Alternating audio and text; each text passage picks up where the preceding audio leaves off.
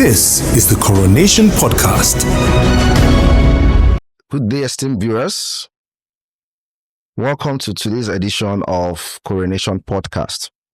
Today we'll be discussing financial inclusion.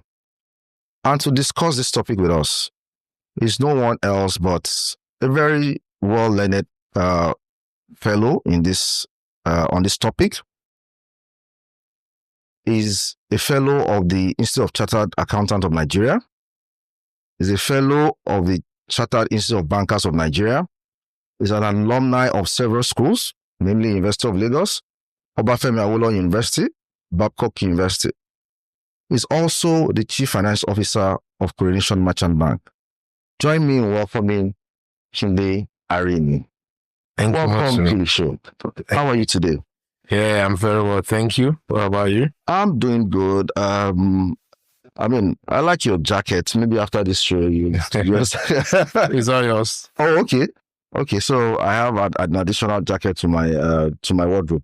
Thank you for that. Let's go into the topic right away. What is financial inclusion and why is it quite important? Yeah, just to break it down in a very simplified layman word, finance include. So you have a net. When you go to fish, I don't know if you've done that. No. When we're growing up, we did all of that. So you go with your net to capture some good fishes in the ocean, right? So financial inclusion, you have your net, you want to grab people into the net of your finance. So financial inclusion is bringing as many people as possible into the finance world. And I see that has been narrowed down by a lot of people to just say open account. It's far more than that. But I think we'll break it down as we progress. Okay. Thank you very much. That leads me to my second question. Why is it important? Yeah, money is life, right? Right. Money is life. It's a wire. It's our life. So it's very important that we are included in the financial space. And there's no way we'll discuss financial inclusion without talking about financial literacy. Right? Financial literacy is actually you being literate as far as money is concerned, knowing about money, how to make money. So it goes beyond just account opening. It goes into investment, maintaining accounts, insurance, all of those things. So that's financial literacy. So in the web of financial literacy, how many people are captured? That's financial inclusion. So it is important because that is the only way you can break poverty. Right. So, part of the things we're looking at is taking it to classrooms from the grassroots. Okay. What's your take on that? Yeah, fair to CBN. CBN has done a lot on financial inclusion. Right. They've issued different policies, different directives for banks to participate in financial inclusion because it is our own world, right? And they've also done a lot through the microfinance, through the PSB, through fintech, through a lot of that, right? That is CBN trying its best. The question I should be asking myself or asking you, the National Orientation Agency, when we're growing up, I'm sure MAMSA, War Against Discipline and all those campaigns. All these were the efforts of the government, the National Orientation Agency. So the question is, what is the National Orientation Agency doing in terms of promoting that? What is the academic section doing? It's not enough. If I talk about CBN efforts, the world literacy, the banks go to rural area to educate people, is it what you want to do just once in a year? Why don't we bring into our curriculum, right? Oh, okay. And start to teach people how to make money. When you tell them how to make money, I'm not talking about, you are financial literate and all of that. It's not all of those ones you do in the classroom where you say, okay, MPV, IRR. No, teach me money. From the entrepreneurial skills. Yeah, from the scratch. So if you catch them young, you teach them from the beginning, right? You will see that when they grow up, your effort as a bank to go to the rural area and all of that will be so reduced. So we need to start addressing it from the grassroots. Okay. Thank you very much. There's been this allegation of those that are supposed to help in the financial inclusion space, the likes of the fintechs and microfinance banks. They're actually doing what the deposit money banks are currently doing. They are in that space. they're supposed to go into the hinterland, into the rural areas to bring more people into the space. What's your take on that? That they are banking the already banked and they are not going deep down into the unbanked, thereby for us to fully harness and support the CBN initiative. Well, I beg to differ a little. Okay, and that's why we are here. Yeah, I think fair is fair, right? I think the Nigerian space has done quite a lot, right? With all of those CBN policies that I mentioned and all of that.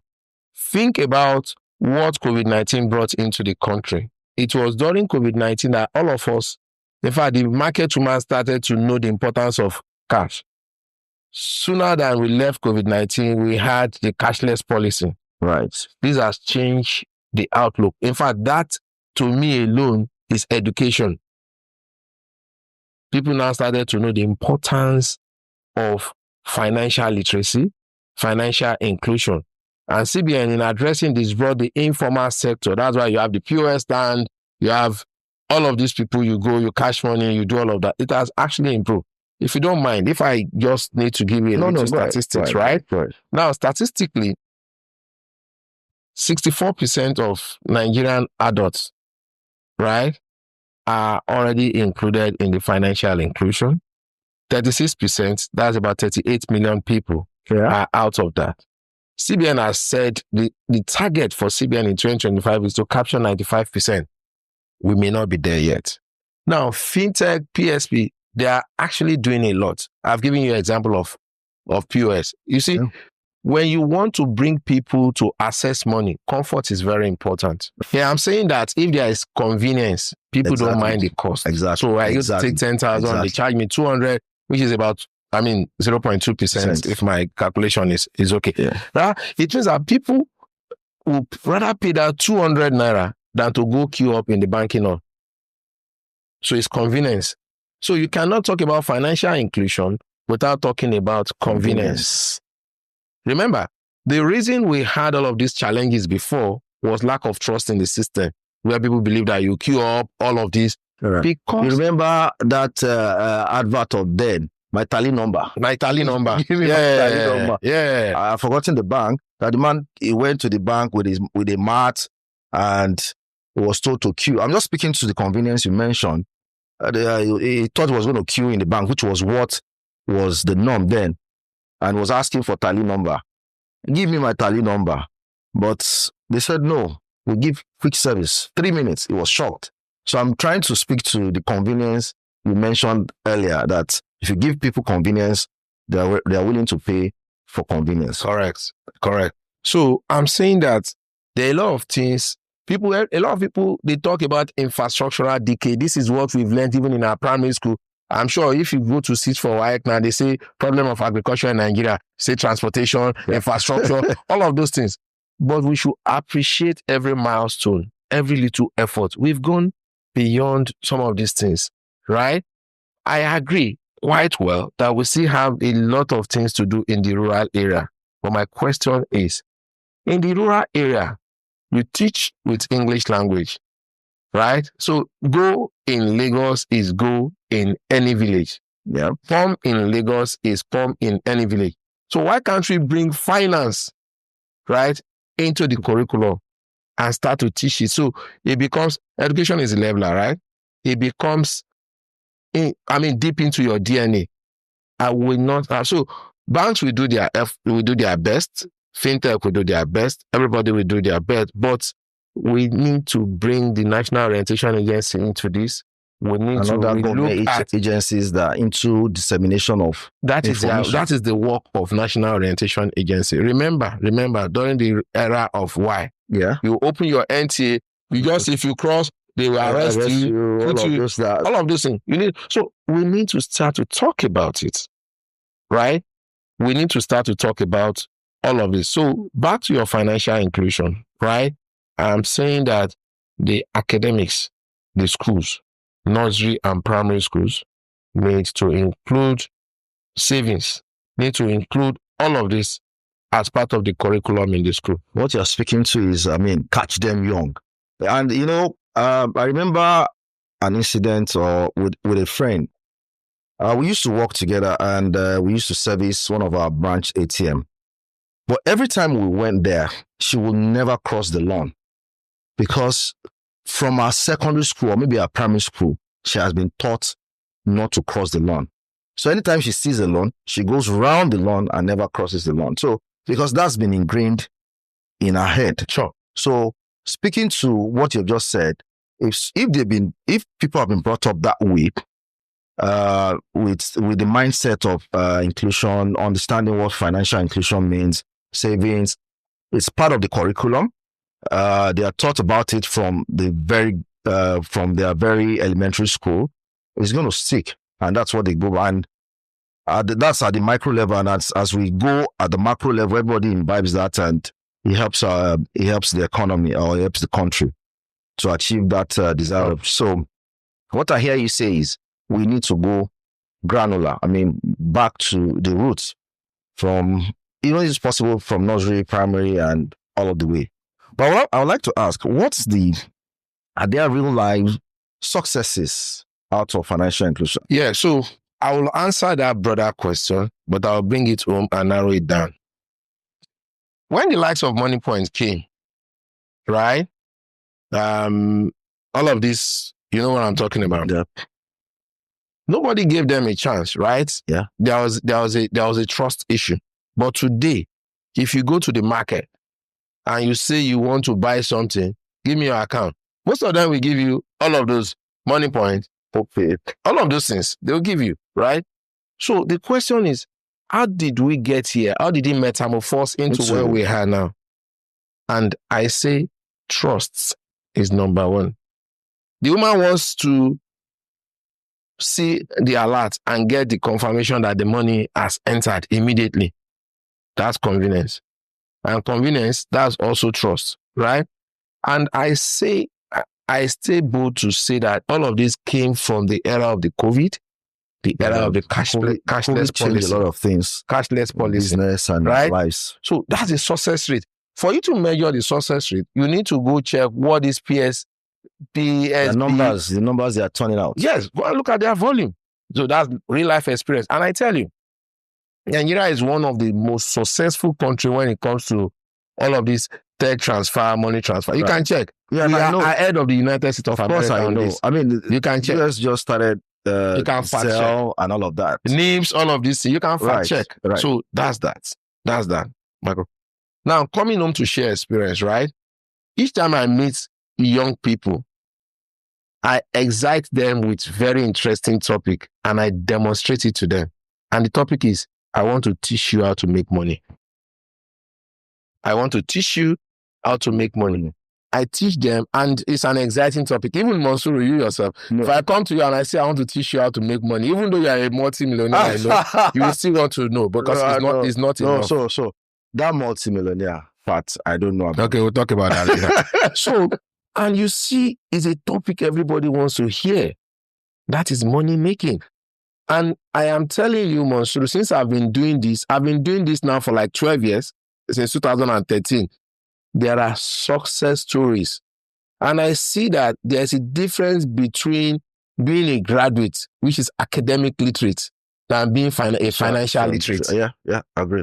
So there are bouquet. If I pick Coronation, for example, Coronation as an ecosystem, you have the merchant bank, you have the insurance, asset management, you have the asset management, you have trustee, you have fiduciary, you have capital.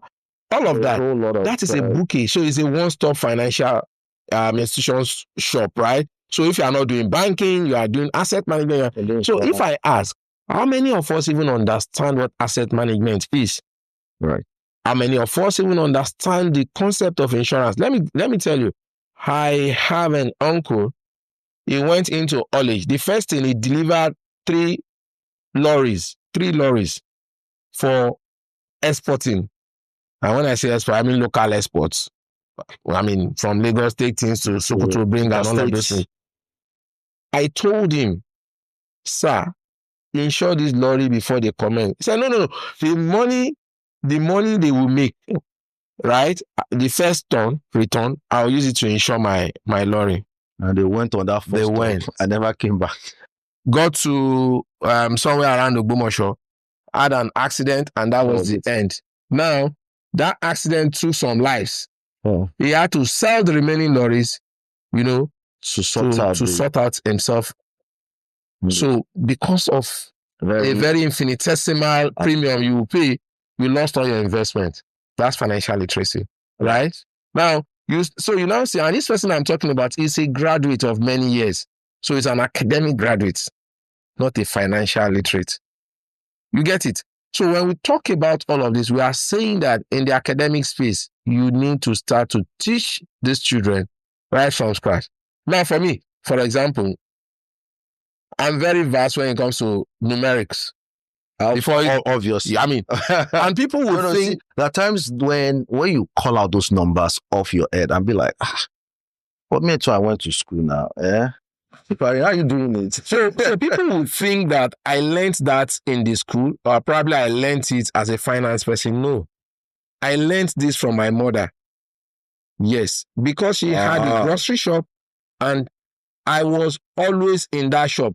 Come back from primary school and all of that. And between when I finished my secondary school and when I got admission, I was managing the shop. And it's a very big shop. So you have a lot of people that come, they say this. On top of your head, you are already calculating. So you buy a lot of this. I'm looking at it, I'm summing it up, I'm giving you a change. And interestingly, I grew up with it naturally. Yeah. Not learning it because it became part of my DNA. Exactly. Today, I speak, I'm a Yoruba guy, right? I speak Igbo very conveniently. And I speak Hausa. And a lot of time when I speak, people ask, where do you grow up? Where do you learn of this? Well, I did not learn them. Wow. I grew up with them because the environment I grew up, the same way I was learning Igbo. The Igbo guy was speaking. So I have families who are Igbos, right? Yeah. They speak in their house. Their official language is Yoruba. Oh, really? So you grow with it. So whatever you grow with, it becomes part of you. So I've not lived in the East, though I've traveled to the East, but I've not lived there. I've not lived in the North. But I speak Igbo conveniently. And I still make proverbs in Igbo language and I translate it. Agbashoso, Agomai. You finish running, then you count the mile you have covered. All of those things. So we are saying that we need to register those financial literacy, financial inclusion in the DNA of our children. Yeah, from not when I go to MBA class or you teach me MPV. How does it translate to my own life? I mean, what does How do I make money? In practical sense? You will see somebody, and I'm sure, somebody will see, as you see me, I have 50 million in my account. I have 200 million in my account. People brag with that, right? But what have you made out of it? So that's what we are saying. Okay. Like I mentioned earlier, we can't exhaust this topic today. But at Coronation Merchant Bank, you are the chief financial officer. What is the bank doing? How is the bank trying to include people financially? What's the policy what's the strategy of the bank in this regard? Okay, so I need to quickly tell you. So in Coronation Merchant, we are a merchant bank. There's a difference between a merchant and a commercial bank. We are not a consumer bank, right? Can you just briefly tell us, the difference? Yeah, so merchant bank, like the name implies. So you have mortgage bank, mortgage. You know what mortgage is? Yes. You have development bank. You know what? Merchant bank, so it's for the merchant. So wholesale, basically it's corporate banking and investment banking, right? For corporate. However, we also have for private people who are high net worth individual, UHNI. So in that space, we have private banking, we have investment banking. Why a merchant bank is different from a commercial bank is that they make you to get good returns on your investments. Right. And that's why it is not for everybody, right? If you bring your money, you get good returns. Because again, remember, the kind of clients you have in a merchant bank are already people that are high net worth, they are well-traveled, they are financially literate. So they can, That does not mean that you are financially excluded. Okay. Remember I spoke about the Coronation ecosystem. Whatever your financial need is, there is always a Coronation entity to attend to that need. If it's insurance, you have Coronation Insurance. If it's small savings, you have the asset management. Yeah. Now, what will asset management do? You have 5,000, you have 10,000, you have 20,000. Bring it. So it's a mutual fund. They pool, small. They put it together on a daily basis. You get return on that your 5,000 naira. On a daily basis, you get return on that your 10,000 naira. You can open your phone, check. You have the app. You check. You see the money, how it is growing on a daily basis. If you need emergency cash, you can, on the comfort of your phone, just redeem any part of your investment and you get that your money immediately. So if it is the Coronation Capital, the CCL, they are there. All of that. If it's the fintech space, you have the fiduciary, you have all of this. So for whatever your financial need is, right, there's a Coronation entity. But you cannot maximize that until you are financial literate. You get it? Now, Monsuru has 100 million. And everybody is respecting Monsuru because he shows does not have 100 million. So, yeah. So now, I have only 20,000 naira in my account. People think Monsuru is richer than me. Money is not water. You get it? Money is what you respect. I mean, and there's always divergence, right? Dangote, if you listen to Dangote's interview and you listen to Otedola, two billionaires, different concept about life. Dangote said he's not wasteful, he invests his money and all of that. Otedola said, I enjoy my money. Whichever one you spend is your own. Anyone you don't spend is not your own. Dangote is conservative. Otedola is a monetarist. I'm a monetarist, by the way. So we monetarists, we are not conservative. We spend it, but for everything we spend, we make sure, if I spend today, if I spend 500K, which I'm not shy from spending, know that that same day, I would have made 1 million. 500. I just spend from what I have. And that's why when they interviewed Abiola, the way you are spending, your money will finish. You know what he said? He said his money is like a drum. It's full. So it's now pouring down. What he's spending is the one he's picking from the floor. He's not even touching the drum. He's not even touching the drum. So if you go to party, people donate, say, Sama donates, say, I donate 3 billion. He goes to UI, donated 3 billion and all of that. That 3 billion is nothing to him because that day before the night runs, he has made 10, 15, 20 billion. It's you that will be screaming, 3 billion, 3 billion. For you to say that you are financial literate, what you should need, what you should have is only emergency fund that should be in your account. Not fund sitting idle. So when you hear people say, when they sleep, they make money. That's what they mean. When they are conversing, so your money is working for you. So at what point do you get to that comfort, no matter how small, to say that as I'm talking to you, I'm accruing 10 naira, 5 naira, 20, as I'm speaking to you, my money is working for me. Not until you get there, right? I cannot say you are financially literate. Right. And for you to be financially literate, you must be part of that net of financial inclusion. So, I think you have done so well on this topic. You have really dwelled so extensively on this topic of financial inclusion. But as a takeaway for our audience, what would you say? What would you think should be a takeaway for our audience from this conversation? Well, my takeaway, very simple. Money is not water. If you say money is water, you are a financial illiterate. Money is to be made. It's very important. So the takeaway is that how do you make your money to work for you? Reach out to a financial expert today. They will teach you. You can speak to any of our Coronation entity. You can walk in. Again, the good thing is that we have one of the best reception in terms of our art gallery. Yeah. Even if it's for sightseeing, come and say you want to speak to somebody. Exactly. You will get attention. I believe, or I want to believe, or I hope that after this conversation, people will reach out to say, how do I make money? Happening? How do I make money? I want to make money. Teach me how to fish. Don't give me fish. No, you're not taking that part. How to make money. Well, yes, for this purpose, I accept. For this purpose, I boldly accept. But you will teach me too. You no, you are already, you are already in my net. Okay.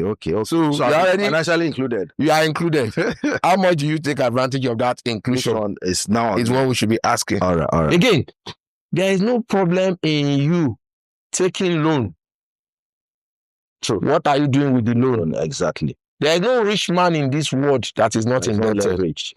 The question is, what is your net worth?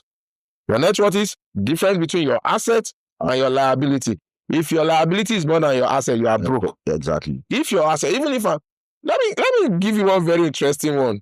One day, I was driving. I was a very young banker then, in my 20s. We are still young now. Then a policeman stopped me. I was about coming down, and he started saying, all of you, when you go and get bank loan to buy car, you will not be harassing us on the road, blah, blah, blah. I said, okay, I have not insulted you. And he went on and on. And I said to him that for me to go to a bank to give me loan of 3 million, then the bank must believe that my net worth is far more than 30 million. Exactly. And your cash flow Officer, support it. Tomorrow morning, approach your bank and say you want to get that same loan you're accusing. Let's see if you get it. So there's no problem getting loan. In fact, getting loan in America, they run a credit system, right? Almost everybody's indebted, right? But does that make them poor? No. It doesn't. No. If you don't get loan, Monsuru, and I have plenty loan, that does not mean that you are richer than me. Absolutely. What's your net worth? That's what we should be discussing. Absolutely. I agree with you. All right. I mean, like I mentioned earlier, I know that you have gotten so much from this exchange. Ari, thank you so much for coming on the call. You've done justice to this topic. It's my pleasure. And I hope next time when we call you, you honor our invitation. If it is about making money, I will. All right. So I'm holding to your word now. So thank you very much, my esteemed audience. I hope you have learned something from Arini about making money. If you want more information about Coronation Merchant Bank or about making money, I mean, Arini is always there. Scan the QR code below or send us an email with the email on your screen. And someone will definitely attend to you. Thank you for coming on the call. Till next time, bye.